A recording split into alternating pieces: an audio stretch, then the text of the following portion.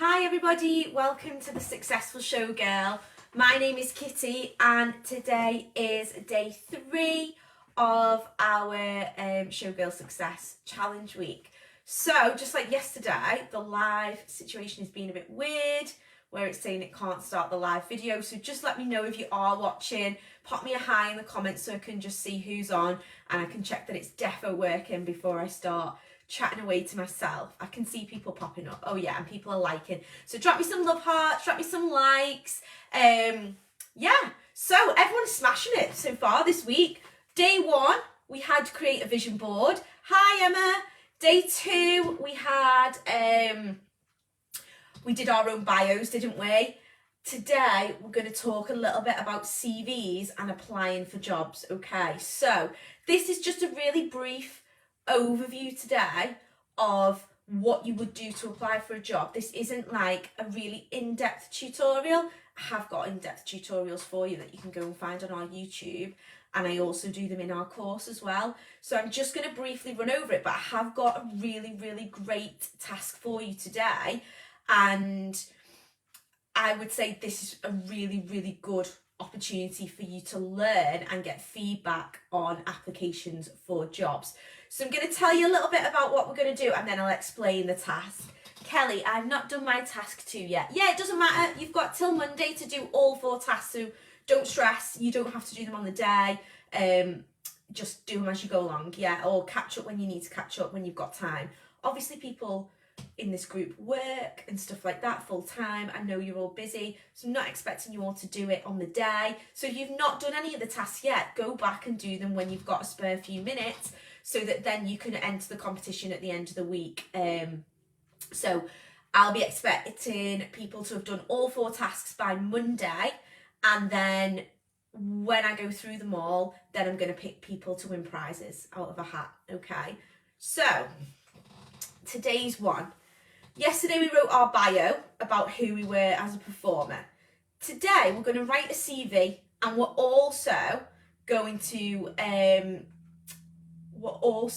do a fake job application. So that's going to be your overall task. The CV is probably going to take you a bit of time to do, okay? So I'm not expecting you to do this all today. I'm just expecting you to give it a bit of a go before the end of the week. If you don't get a chance to do your full CV by Monday, I really still want you to do the fake job application, which I'll explain shortly, because this is your opportunity for me to give you feedback on how you can improve it, how whether I would book you from that application or whether I would not. I'm not going to like pick it apart, but I am going to give you suggestions on how you can improve it, okay? Alex, I'm loving these lives. Your advice is priceless. Oh, thanks, Alex. Right, if you're watching live, hashtag live. If you watch on replay, hashtag replay, so I know who's watching it with me and who's watching it afterwards, just so I can gauge an idea of good times for after challenge week when we're going forward to do the lives, okay? So let's get on with it. CV, okay? Your performer CV is very similar to your normal CV that you would write for work. So for me, and I will put up an example CV in the group, you need obviously to have on there your name. If you're a burlesque performer or a circus performer with a name, like an actual stage name, you use your stage name, yeah? So mine would say Kitty Campari, then I'd have my date of birth, all my details, where I live, my address, my phone number, my email contact, all that business, all the things that you need, like the common sense things, how people are going to contact you. Then I also have a picture of me as well. So I have like a headshot. That can be a professional headshot. That could just be a picture of who you are. For me, that massively helps you to stand out. As soon as I get a CV through and I can see someone's face immediately, like I'm already drawn to that CV. In the US, you'd never include your date of birth. In fact, it's illegal for a job to ask, oh my God, is it really? That's crazy. Yeah, over here, I would always include my date of birth. Feel so blessed to have found this group and have you as a mentor. Oh, that's lovely. Right, so you just include all your normal stuff that you would include on a CV at first. That's your first little paragraph. Next thing, for a performer CV, it's going to depend on what kind of performer you are. But a lot of, for example, cruise ship jobs or stage jobs or long contract jobs often ask for your details about your height. They ask for your dress sizes and things like that, or your measurements for costumes. So some people put all that stuff on their CV as well. I don't apply for those kind of jobs. They're not my thing. I apply for jobs where I create my own act, I provide my own costumes. So I don't put any of that stuff on my CV. But if you're looking to do like work in theatre, or if you're an actor or an actress and you're wanting to do like media stuff, these are kind of things that you're going to be asked. So I would always have all my like personal details first, and then if they're the kind of jobs I'm going to apply for, I would say height, chest size, dress size, blah blah blah blah blah blah blah underneath, and then measurements if they want specific measurements, etc. Again, you don't have to put that on there. It's going to depend on what kind of jobs you're applying for. Yeah. Then next, I want you to think about what experience you've got. So in this group really is helping people who are amateur performers transform to professional paid performers. So we're not expecting you to have an absolute ton of work experience already under your belt. But what I would be expecting is for, in the experience section, for you to be listing like the things that you've done that are related to your performance. So for example, have you done any unpaid shows? You don't have to put, I did this unpaid show. You can just put the show that you did and like what you got out of it and where it was and how long you were in it for. You can put if you've kittened for other shows, because people like to see that you're getting involved with the industry. You can put who you've taken workshops with, who you've worked alongside. You can put a list of things, like we talked a little bit about this yesterday in the bio, but even if you've never done one paid job, you can still have a list of experience underneath. So make sure when you're doing your experience section that you're listing everything that you've done related to your craft, exactly the same as when we talked about our bio yesterday. You also want to be talking about like the skills that you've got. So I would list all my skills, and then I also list my specific acts on there as well. So it's again going to depend on what kind of performer you are. Obviously I'm a burlesque performer, I create my own acts. So for me, I do an act list. If I was applying for a cruise ship job though, where I'm going to be doing someone else's choreography, then I'm not going to put that act list on there, because I know that that's not going to get me booked for that. They're going to want to know about experience. They're going to want to know about what other people I've danced for, what qualifications I've got, etc, etc. What are my skills? Am I an aerialist? Am I trained in jazz? Am I classically trained? Like what are my skills? They're going to want to know that as well. So you want to have your experience section, you want to have your skills section. Emma, I always find having no professional experience as a performer seems to be the main reason I'm getting turned down. But my question is, how are people knowing that you've got no professional experience? Like if I was doing a CV as a brand new performer today, so let's say I've never performed in anything, this is like 6 years ago when I started out performing, I'm not going to put in the experience section of my CV, oh, by the way, I've never done anything. I'm going to put, has performed in X show, has taught professional dancers for however many years, has attended workshops with X, Y, and Z. And I'm going to make it sound like I've done a lot of stuff. Like I'm not going to make out that I've not done anything. So it's your job really, just like with the bio, to sell yourself. If somebody asks you, was that a paid job? Then you can say, oh no, it wasn't actually, it was for this, this, this or this. But you don't have to volunteer that information, so don't, because people aren't going to ask you. What about theatre shows or students showcases? Exactly, student showcase. I'm not going to say I was in a student showcase. I'm just going to say I was in paparazzi dances, Christmas showcase. That's all I'm going to put. They don't know whether that's a paid show. They don't know if I'm the headliner of that show or whether I've been going to that dance school for years and I'm just in one act. They don't need to know that. You just have to elaborate. You've got to sell yourself, yeah? You're not lying to people. People can ask you questions and you're not going to lie because that's unethical. If someone asks you specifically about it, then you say, yeah, that was an unpaid show. It was a student showcase, blah, blah, blah, blah, blah. But if somebody's not bothered to ask you, then they're clearly not that bothered. They just want to know that you've got some form of experience of being on a stage or performing in front of people. So wouldn't bog yourself down with that it has to have been a paid show, if you get what I mean. You just have to put all the things that are related to any kind of experience that you've got in that little section.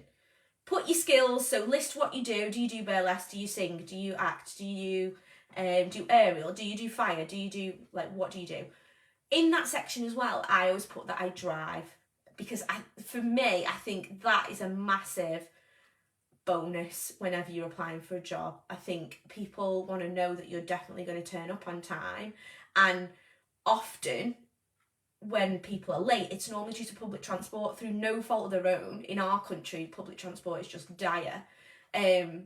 So people are always more inclined to book people who can either get there themselves or are going to get a lift or whatever, aren't going to have to leave the show early. So I can drive, so I put that on my CV as an advantage. If you don't drive, you don't have to say anything. Just don't mention it, yeah? Just always play to your strengths, yeah? You're not thinking that you've got to have the same things as somebody else, but never point out your weaknesses is my point. Then, so you've got your experience, you've got your skills, you've got your acts list if you've got a list of acts. I always say that I can drive. I always say that I'm insured because people want to know that. I've got my list of all my personal details and how they can contact me. I've got my measurements on there if that's the kind of job that I'm going for. I've got a picture of myself, headshot. Then I want to put my bio on there. I want to put a statement about who I am as a performer and what I can offer.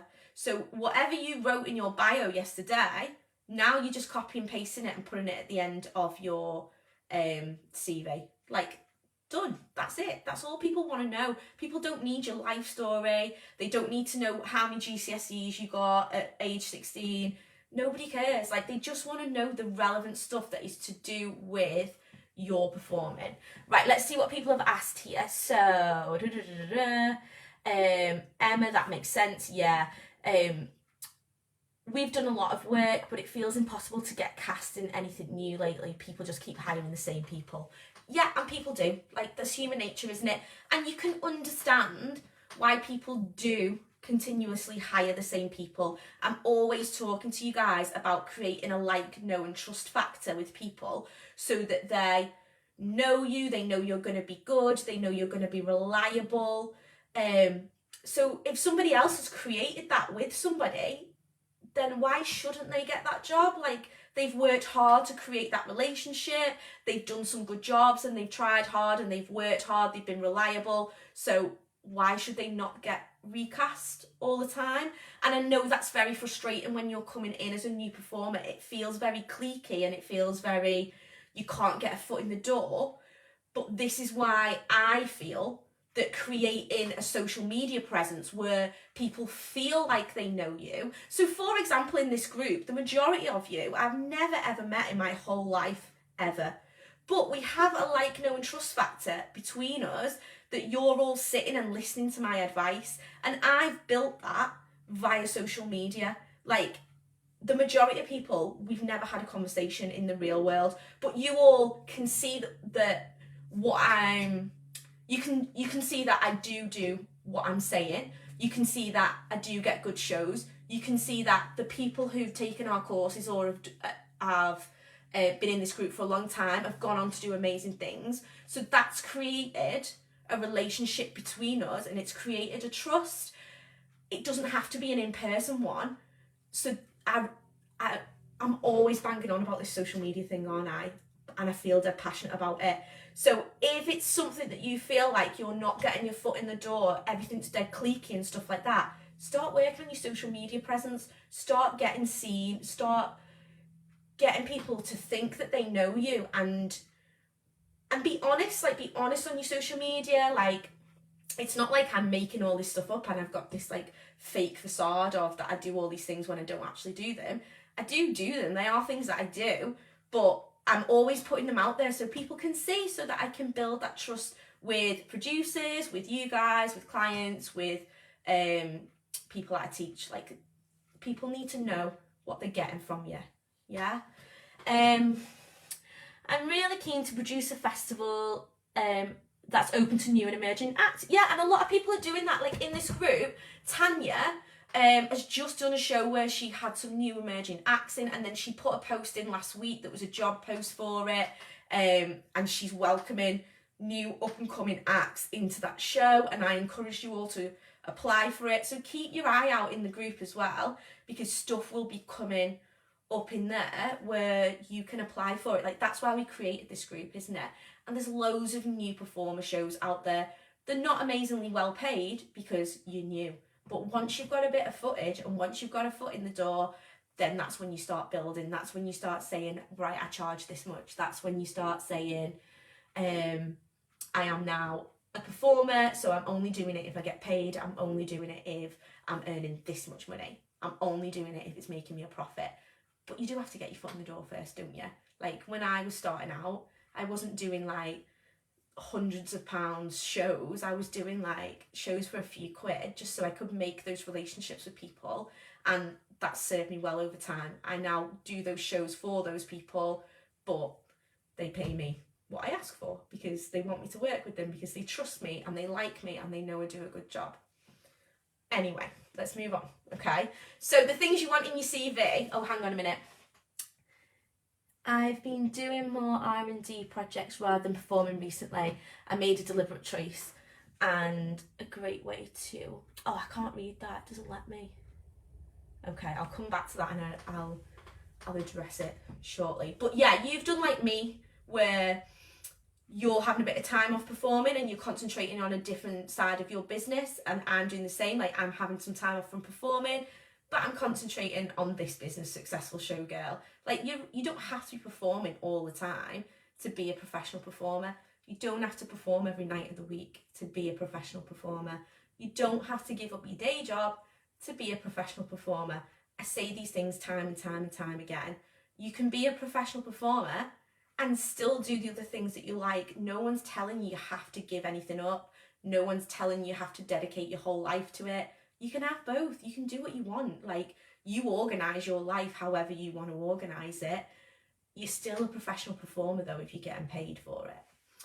Kelly, I think my show reel is the main thing I'm missing to apply for things, but at least I'll gain some footage from Baby Bug. Yeah, so you're starting to do lots of gigs now, and you will be getting little snippets of footage. You just need to put all that together as you do stuff. You don't have to have it all figured out at the very, very beginning. You just build like little steps at a time. You're not running before you can walk.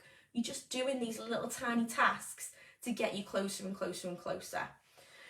So, my next thing, so when you're applying for a job, if you're applying for a job with me, the things I want to see is a CV, which usually I'm going to skip over really, really quick because I'm not bothered about any of that.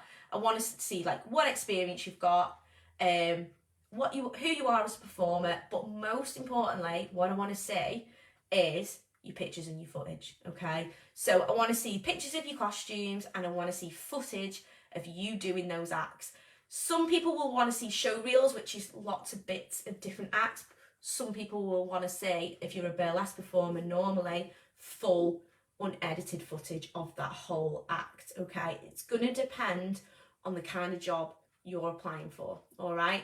And we go into that in loads more detail at a later date. But for today, we're just skipping over this because I just want you to get into your head that you need to start getting footage, whether that be you rehearsing it in a studio or in your living room or whatever.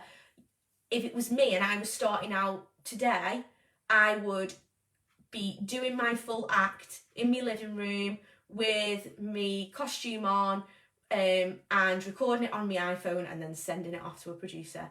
That's all you need, yeah? You're not going to get the big corporate jobs doing that. Of course you're not. They're going to want to see people on big theatre shows. But you are going to start getting a foot in the door at the small newbie shows when you start sending off footage of you doing it in your living room. And then once you've done it in a show, then you'll get footage from that show. Might be in like a pub. And then you'll send that off to the next one. And then the next one might be an even better venue. So then you send that off to the next one. And before you know it, you're doing massive theatre shows and you're sending it off and you're getting any job you want because you've got all the footage that you need. So don't think you've got to do it straight away. Just take your time and move in little small increments. Otherwise, you're going to start thinking, oh, everybody's got this and I've not got that. You're starting small, okay? So, we're on to the task now. So today's task is, number one, write a CV, a performer CV, save it on your laptop, make sure you've got it so that you can send it out as a document. Save it as your name as a performer CV so people know when you've sent it to them who it belongs to. Don't save it as just CV, because if then when I'm looking through loads of CVs and it just says CV, I've forgotten already who it belongs to. So I would put Kitty Campari CV. I wouldn't put Jen Ashton CV, even though that's my real name, because nobody knows me as Jen Ashton. They know me as Kitty Campari, okay? So make sure you do that. Once you've done your CV, which is going to take you a little bit of time, I'm well aware, tonight I'm going to put up in the group, in the Successful Showgirl group, a fake job advert. Okay, so this is going to be a false job advert and you guys are going to apply for the job, okay? So you're going to take on the advice that I've given you today about sending a CV, sending videos and footage, making sure that would be my big advice, that you personalise your email to that person. So don't write Dear Successful Showgirl, write Dear Kitty, blah, blah, blah, blah, blah, blah. Thank you so much for this opportunity. Kind regards, your name, yeah? Or however you want to do it, but do it in like a polite way, because that's how I would always write my emails. Even when I know someone really well, I don't be overly familiar, but I also don't be as if I don't even know who the person is. Like many times I've had people apply for jobs with me and they know me and they still like have put the company name and not my personal name. So that will be a big, massive piece of advice for you. So in the group, all the details will be on the job advert. I'm not going to tell you any more than that. You've got to follow the details on the job advert and apply for the job, okay? When you've done that, over the weekend, I will respond to you and give you feedback about your job advert. That is not going to be me going through your videos and pictures and being like, that's rubbish. It's not a very good performance, that. That's not what I'm talking about. We're just talking about the overall job advert. Would I give you the job from the pictures you've sent me? Would I give you the job from, because you've included everything that I've asked for, okay? So that's what we're going to do.